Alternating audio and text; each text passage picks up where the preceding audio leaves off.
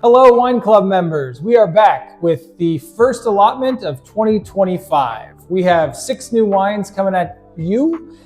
We are looking forward to sharing them with you. I'm Jeff. This is Adam.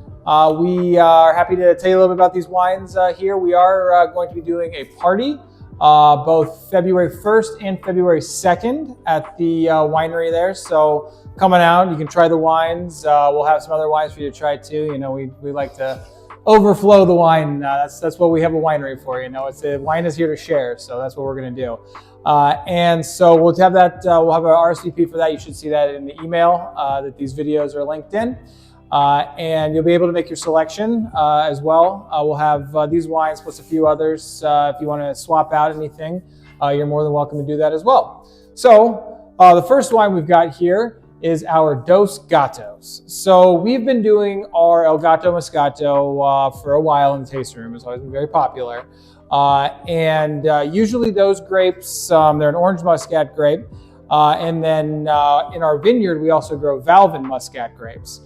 So we basically took the base of the El Gato and we blended it with some Valvin muscat that we grew in our vineyard here in 2024.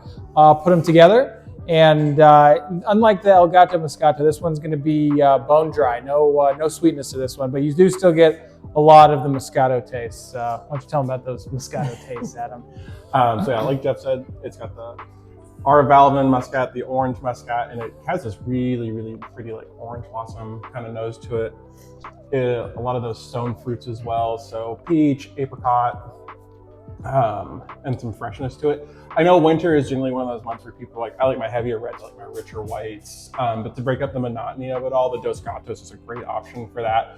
Really light, really easy drinking. So, you know, if you want to stay in and you want to start drinking in the morning, maybe watch some pregame for the Chiefs or whatever your favorite football team is, if they're still in the playoffs. Sorry, Jeff.